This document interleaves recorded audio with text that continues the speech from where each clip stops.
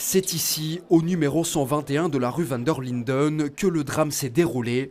20 ans plus tard, place à la commémoration. Symboliquement, la famille dépose une gerbe de fleurs au pied du bâtiment et observe un moment de silence.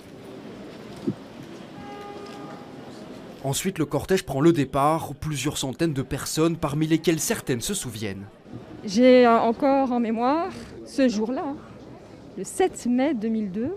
Ce genre de choses, il ne faut pas oublier. Il faut savoir que ce genre de choses ont eu lieu et qui peuvent revenir. Et donc, il faut se mémorer cet acte, commémorer la chose, parce que c'est très dangereux et ça peut revenir. D'autres, en revanche, estiment que 20 ans plus tard, au vu de la montée des extrêmes, la situation n'a pas vraiment évolué. Parce que le racisme, j'ai l'impression qu'on ne met pas suffisamment de moyens pour combattre ce racisme-là. Ça fait déjà 20 ans et on ne se rend pas compte que ça fait 20 ans qu'il y a le problème et qu'on n'a toujours pas de solution. Et donc il faudrait le prendre à bras-le-corps et il est temps. Si les gens ont été tués il y a 20 ans et que maintenant ça monte encore, oui, ça fait peur, ça fait réfléchir. Destination finale du cortège au parc Josaphat, un endroit lui aussi symbolique car quelques jours après le drame, c'est ici que 5000 personnes se sont réunies.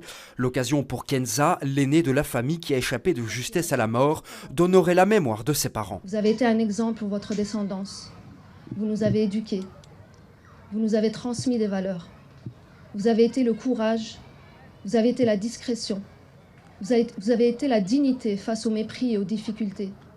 Vous avez été le sacrifice dans les mines de charbon, sur les chantiers de bâtiments, sous les souterrains des lignes de métro. 20 ans plus tard, Schaerbeek, Bruxelles, la Belgique se souvient pour que tout ceci ne se reproduise plus.